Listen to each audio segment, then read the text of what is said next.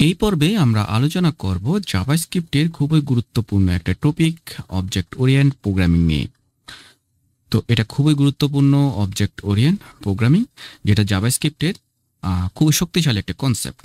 তো আমরা যখন ছোট ছোট প্রজেক্ট করি তখন ফাংশন আর কিছু ভেরিয়েবল দিয়ে কাজ চলে যায়, কিন্তু যখন আমরা যখন আমরা বড় কোনো অ্যাপ্লিকেশন বানাই, যেমন e-commerce website, social media app বা বড় ম্যানেজমেন্ট সফটওয়্যার যদি আপনি বানাতে চান, তখন শুধু ফাংশন আর ভেরিয়েবল দিয়ে সবকিছু কিন্তু মেনটেন করা যায় না এবং খুব কঠিন হয়ে যায়।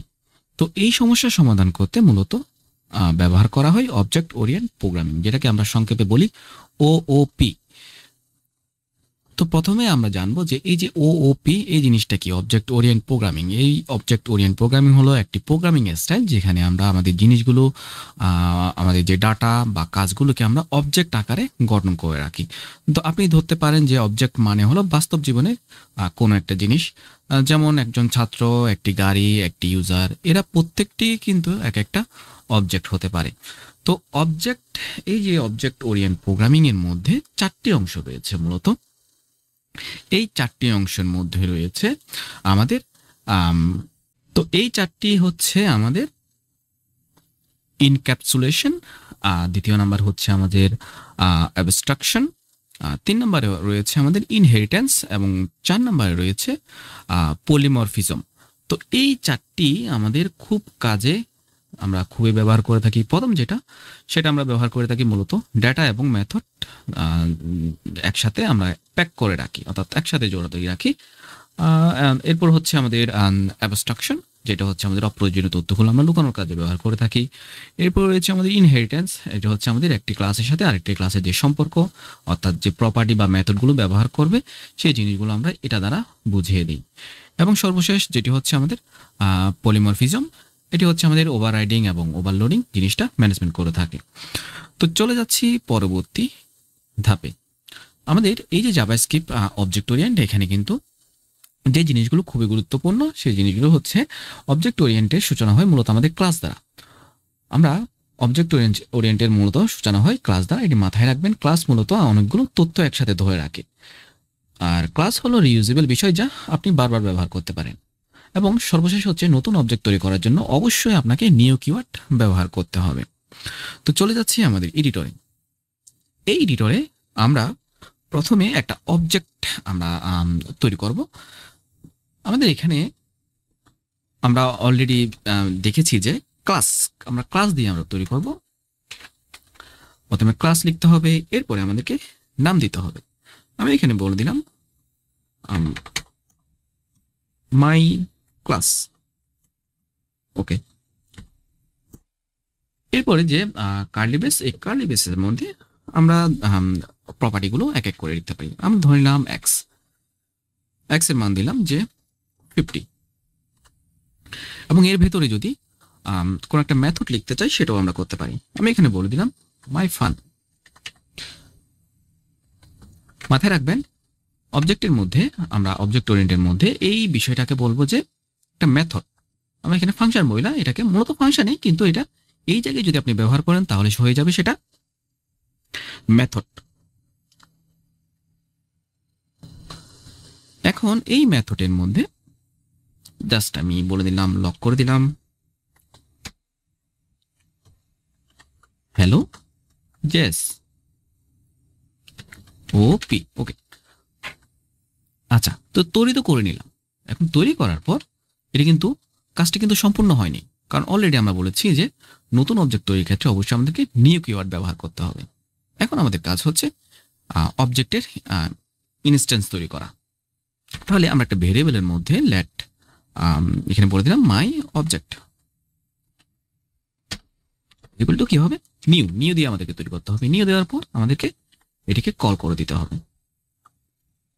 ওকে, কল করে দিলাম। এই কল করার সাথে সাথে কিন্তু আমাদের একটা অবজেক্ট জিনিসটা কিন্তু তৈরি হয়ে গেছে। এখন যদি আমরা আউটপুট পেতে চাই, এই যে মাই অবজেক্ট থেকে আমরা কি করব, আমরা ডট দিয়ে আমাদের মেথডটাকে অ্যাক্সেস করলাম, কল করে দিলাম। এটা যদি আমরা রান করি নোট ইন্ডেক্স, তাহলে কিন্তু আমরা দেখতে পাচ্ছি হ্যালো ওপি। এই যে হ্যালো ওওপি জিনিসটা আমরা কিন্তু আমরা পেয়ে গেছি। এটাই হচ্ছে মূলত আমাদের অবজেক্ট ওরিয়েন্টেড কাজ।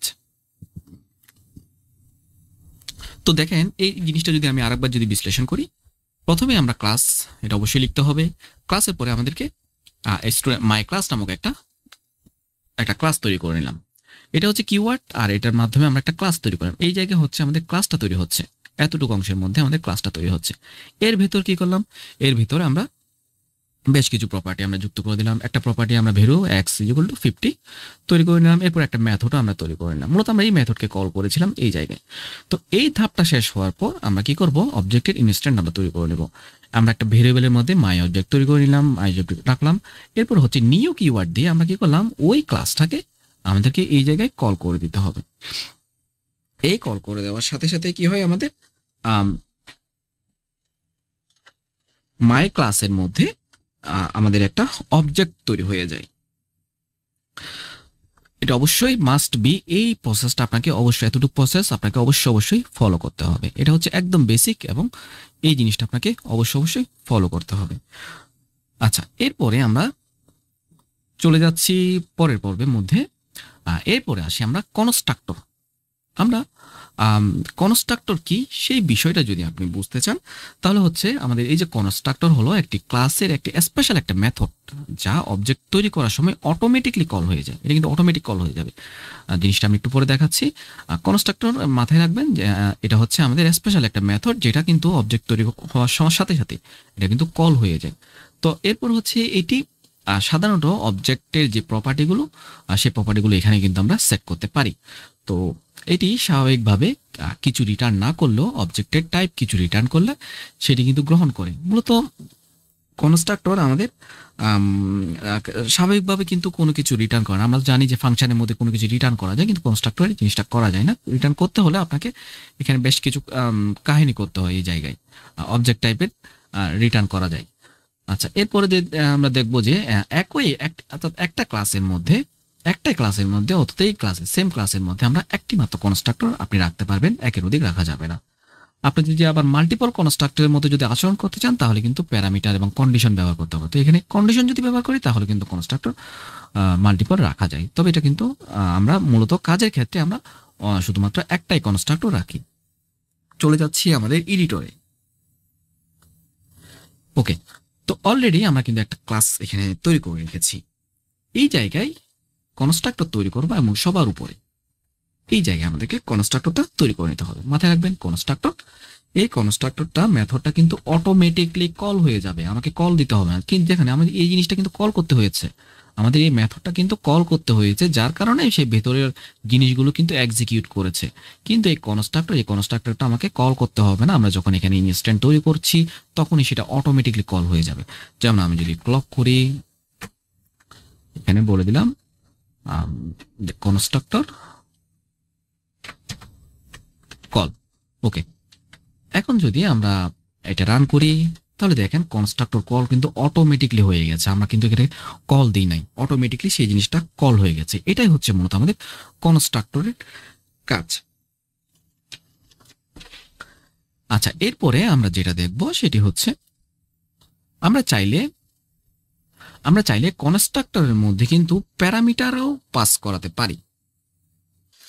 তো কনস্ট্রাক্টরের মধ্যে যদি আপনি প্যারামিটার পাস করাতে চান, তাহলে আমরা এই জিনিসগুলো কেটে দিলাম।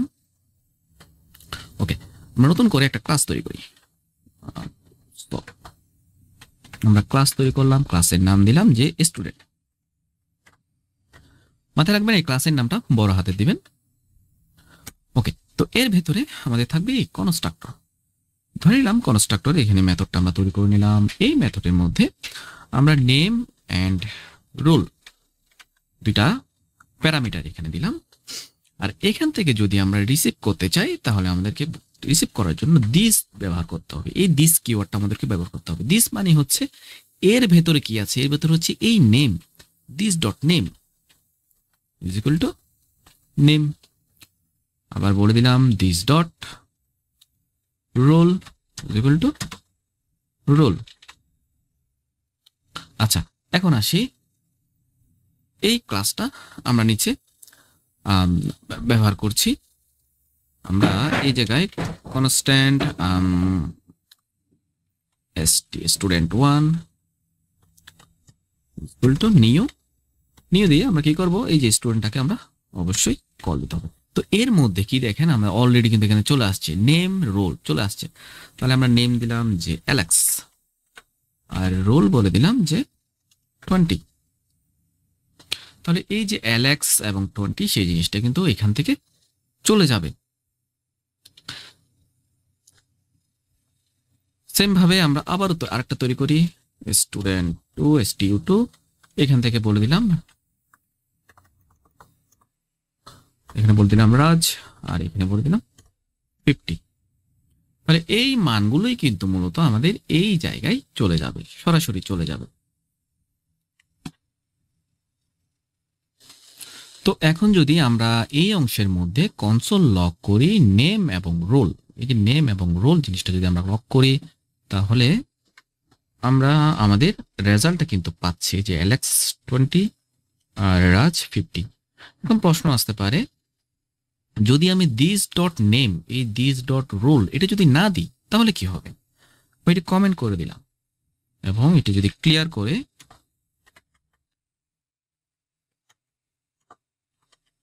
আমরা যদি রান করি, তাহলে কিন্তু সেম জিনিসটাই পাচ্ছি।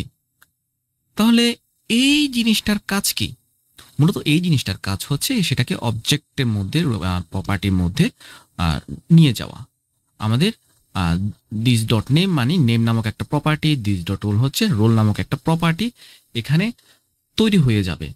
কিন্তু আমি এখান থেকে কিন্তু সরাসরি জিনিসটা অ্যাক্সেস করতে পারছি বিদায় এই জিনিসটা আমি সরাসরি পাচ্ছি। কেন? এই অ্যালেক্স এখানে চলে গেল, অ্যালেক্সটা সরাসরি আমি প্রিন্ট হয়ে গেছে। সেম ভাবে 20 এখানে চলে গেল, 20 সরাসরি প্রিন্ট হয়ে গেছে।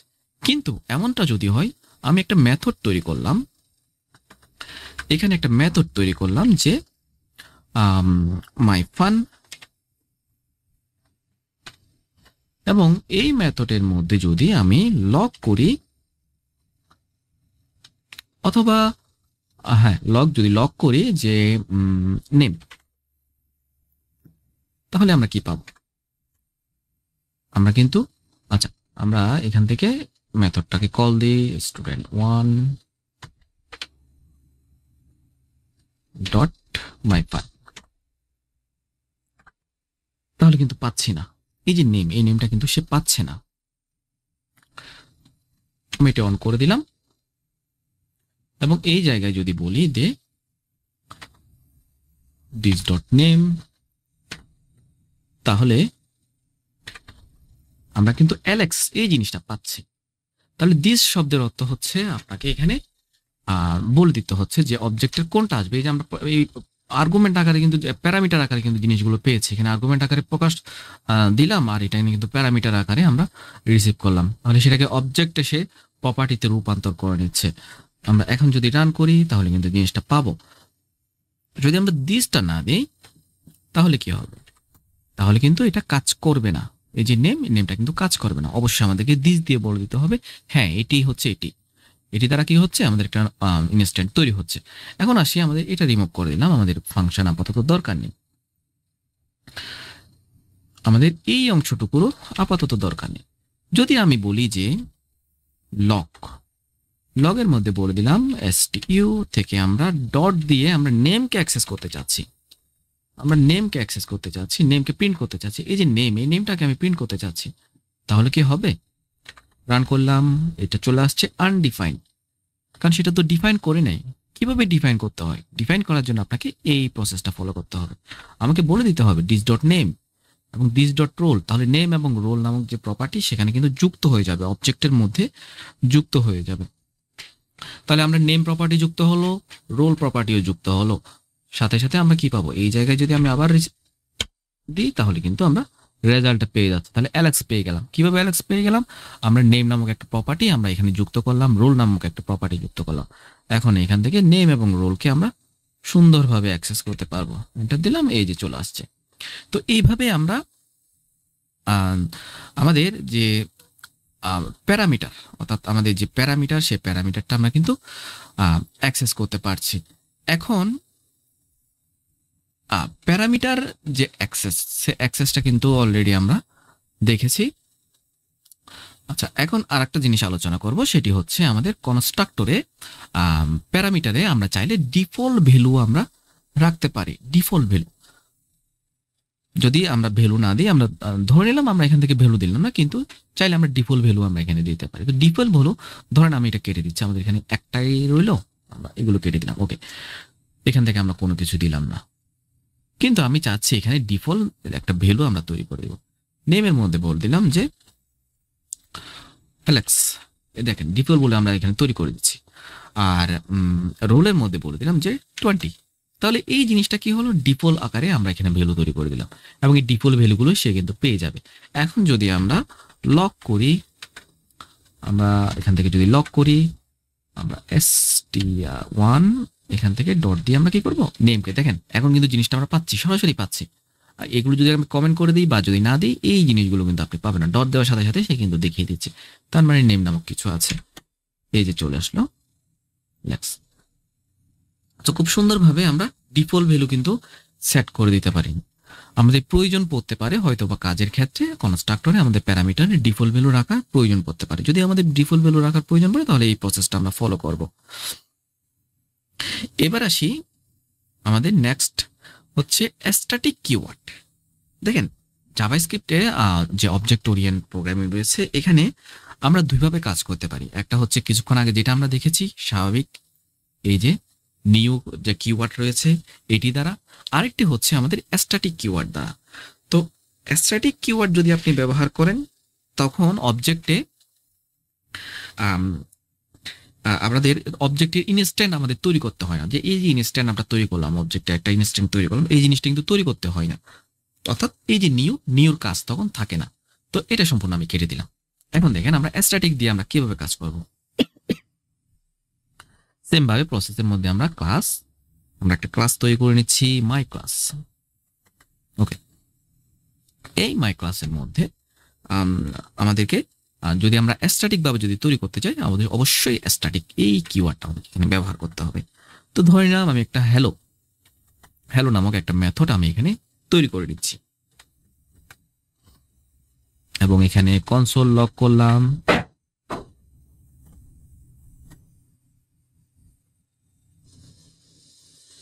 আমরা এই জায়গায় লিখে দিব হ্যালো ওপি স্ট্যাটিক।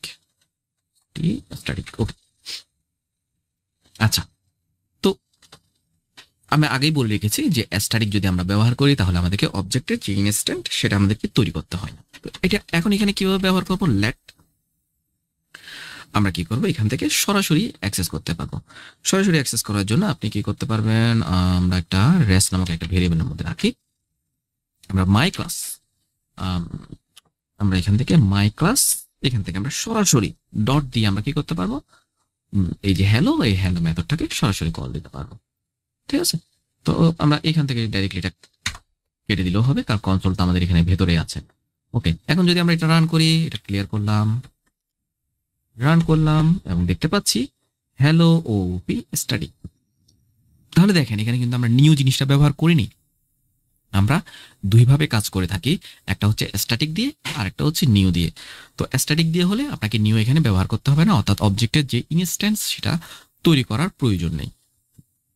আপনাকে অবশ্যই কিন্তু এখানে স্ট্যাটিক কিওয়ার্ড দিয়ে আপনাকে কাজগুলো করে নিতে হবে। এই দুই প্রকারে আপনি কাজ করতে পারবেন, যে কোনো একটা মেথড প্রসেস ফলো করলে হবে। এরপরে আমরা যেটা দেখব সেটি হচ্ছে আমাদের ইনহেরিটেন্স। খুবই গুরুত্বপূর্ণ। ইনহেরিটেন্স কি? তো অলরেডি আমার এখানে কিন্তু একটা চিত্র দেখতে পাচ্ছেন, এই জায়গায় জিনিসটা একটু ফলো করুন। দাদা, বাবা, পুত্র, নাতি। দেখেন, ধরেন আপনার দাদার কাছে 1 বিঘা জমি আছে, তাহলে ওই যে আপনার দাদার কাছে যে জমি আছে, সেই জমির মালিক কে হয় পরবর্তীতে? আপনার বাবা।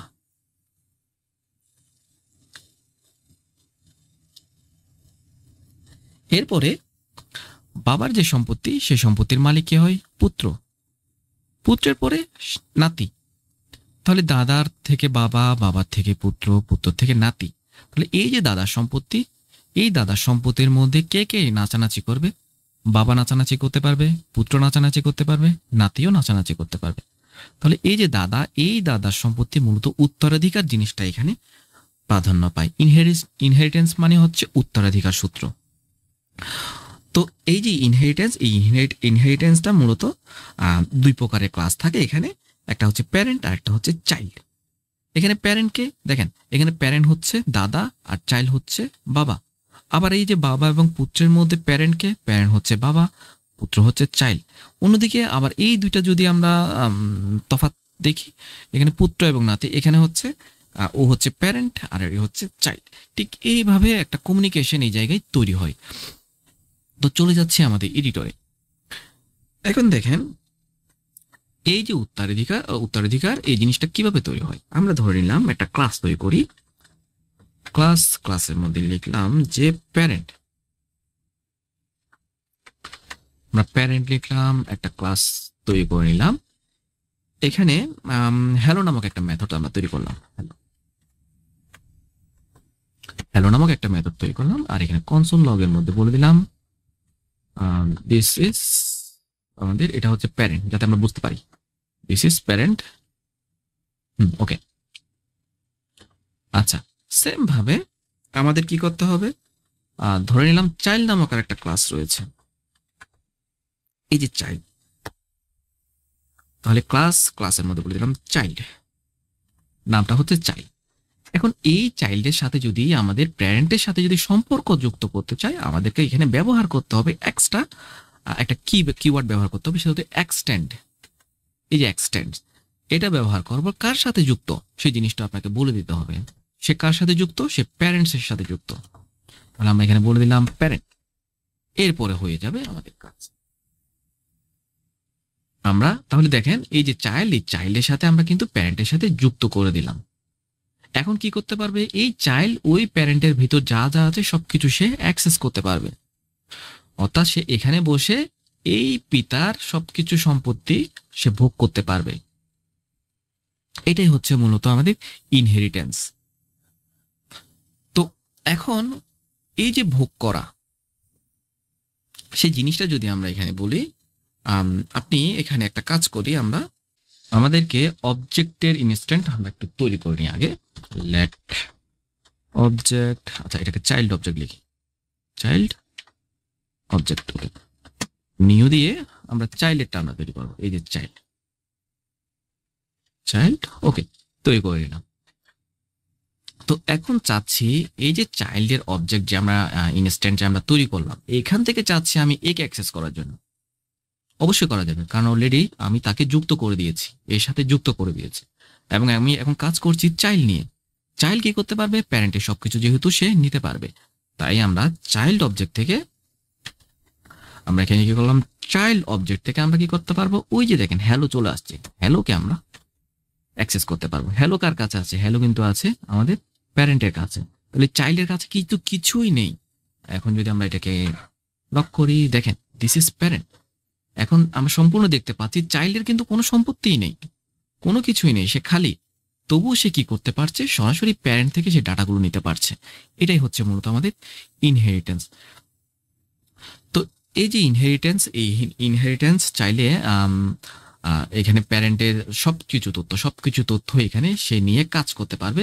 তার কোনো ডকুমেন্ট না থাকলেও সে কি করতে পারবে, এই যে সম্পত্তি রয়েছে সবকিছু সে ব্যবহার করতে পারবে।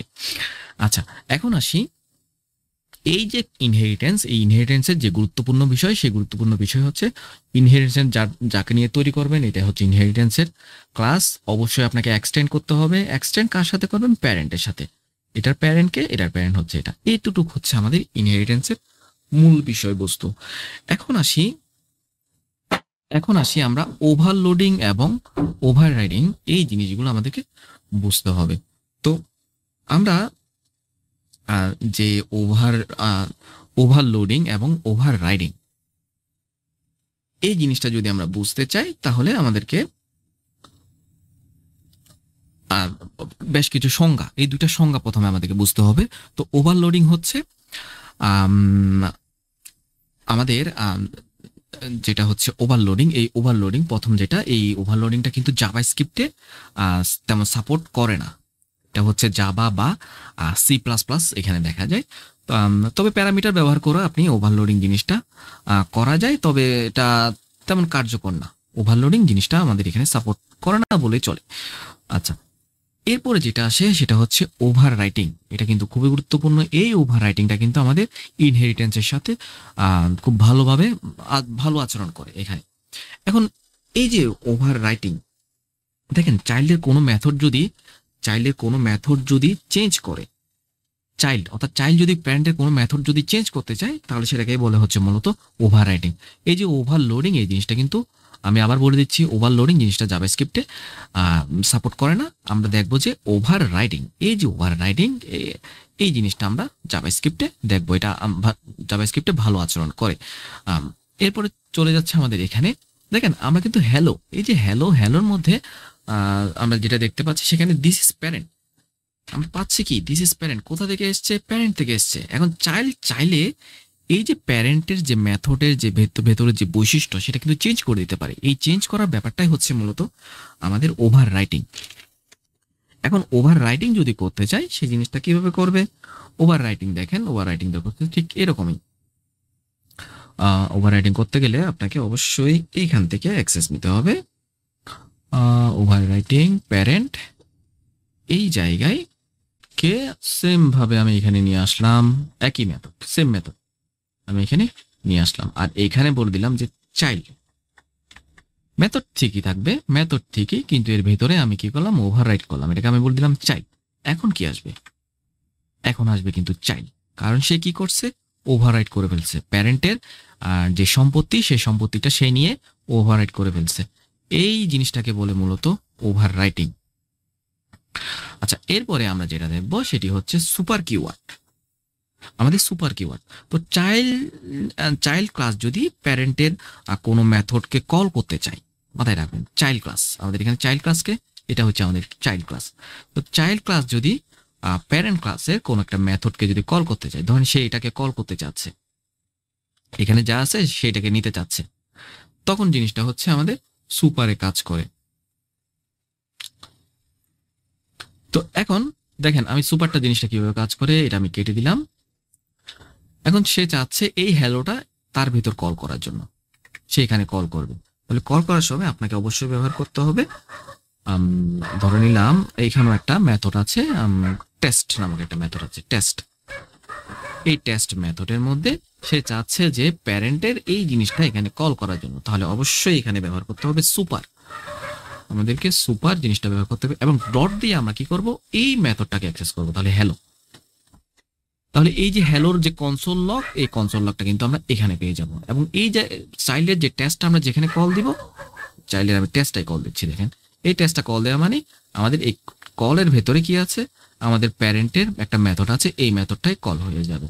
এখন যদি রান করি, দেখতে পাচ্ছি দিস ইজ প্যারেন্ট। দেখেন এই দিস ইজ প্যারেন্ট কোথা থেকে এসেছে? আমরা কিন্তু সুপার দিয়ে কি করেছি? প্যারেন্টের একটা মেথডকে কল করেছি। তো মেথড যদি আপনি কল করতে চান, তাহলে আপনাকে অবশ্যই সুপার জিনিসটা ব্যবহার করতে হবে। সুপারের মাধ্যমে কি করতে পারবো? প্যারেন্টের কোনো একটা মেথডকে আমরা কল করে নিয়ে আসতে পারবো। আচ্ছা, তো এটাই হচ্ছে মূলত আমাদের সুপারের কাজ। তো জাভাস্ক্রিপ্টে আমরা যদি প্রথম শুরুতে চলে যাই, তো এই যে জাভাস্ক্রিপ্টের যে বিষয়গুলো, আমাদের এনক্যাপসুলেশন, এই যে এনক্যাপসুলেশন, এই এনক্যাপসুলেশনের মধ্যে ডেটা এবং মেথড আমরা কিন্তু একসাথে যুক্ত করে রাখতে পারি। তো একসাথে যুক্ত করা মানে হচ্ছে এই যে আমরা এখানে কিন্তু কোন একটা ডেটাও রাখতে পারি। আমরা এখানে বলে দিলাম x = 10, সেম ভাবে আমরা y = 20। তাহলে এই যে এই ওয়াইটাও আমরা এখানে ব্যবহার করতে পারি। আমরা চাইলে ওয়াইটাও এখান থেকে ব্যবহার করতে পারি। এখান থেকে যদি আমরা ব্যবহার করি ডট দিয়ে, আমরা কিন্তু এই যে এক্স ওয়াই জিনিসগুলো আমরা এখান থেকে ব্যবহার করতে পারবো। তো এই যেটা যদি আমরা এক কনসোল লক করি, তাহলে দেখতে পাবো আমরা ওই যে 10টাই দেখতে পাচ্ছি। কেন? আমি 10টা কিন্তু এখানে বলে দিয়েছি। তো এই যে দেখেন ডাটা এবং মেথড একটা সমন্বয় ঘটায় ফেলছি, যে জিনিসটা হচ্ছে আমাদের এনক্যাপসুলেশন, এটাকে বলে এনক্যাপসুলেশন। এরপর হচ্ছে আমাদের অ্যাবস্ট্রাকশন, অপ্রয়োজনীয় তথ্যগুলো আমরা কিন্তু এখানে লুকিয়ে রাখতে পারি। ইনহেরিটেন্স, যে জিনিসটা আমরা দেখেছি, প্রপার্টি এবং মেথডগুলো কিভাবে ব্যবহার করবে প্যারেন্ট থেকে চাইল্ড। এরপর হচ্ছে পলিমরফিজম, যেটা হচ্ছে আমাদের ওভাররাইডিং ওভারলোডিং, সেই জিনিসটা আমাদের এখানে চলে আসে। তো মাথায় রাখবেন এখানে ওভাররাইটিংটা কাজ করে, ওভারলোডিংটা কিন্তু জাভাস্ক্রিপ্টে কাজ করে না। আমাদের এই হচ্ছে আমাদের জাভাস্ক্রিপ্টের অবজেক্ট ওরিয়েন্ট টপিক। এই অবজেক্ট ওরিয়েন্ট টপিকটা খুবই খুবই গুরুত্বপূর্ণ। বেসিক যদি আপনার স্ট্রং থাকে, আপনার বড় বড় প্রজেক্টও আপনি খুব সুন্দরভাবে করে ফেলতে পারবেন। তবে বেসিক যে ফান্ডামেন্টাল জিনিসগুলো, সেই জিনিসগুলো দিয়ে আপনাকে প্র্যাকটিস করতে হবে। ছোট ছোট ছোট ছোট জিনিস দিয়ে আপনারা প্র্যাকটিস করেন। এই প্র্যাকটিসের মাধ্যমে দেখবেন যে যে বড় বড় অ্যাপ্লিকেশন, সেই বড় বড় অ্যাপ্লিকেশনের যে বড় বড় যে ডাটা, এই ডাটাগুলো কিন্তু আমরা খুব সহজে একটা অবজেক্টের মধ্যে আমরা নিয়ে আসতে পারবো। এটাই হচ্ছে মূলত সবচেয়ে বড় সুবিধা। অবজেক্ট ওরিয়েন্টের মাধ্যমে খুব সহজে একটার ভেতরে আমরা অবজেক্টের ভেতরে সব কাজ করে ফেলতে পারি। বিভিন্ন প্লাগ ইন প্যাকেজ এরা কিন্তু অবজেক্ট ওরিয়েন্টের মাধ্যমে কাজগুলো করে থাকে। অবজেক্ট ওরিয়েন্টে যত আপনি পাকা হবেন, তত কিন্তু আপনার প্রোগ্রামিং ভিত্তিটা কিন্তু শক্ত হয়ে যাবে। তো আজকের ভিডিও এতটুকুই। ধন্যবাদ সবাইকে।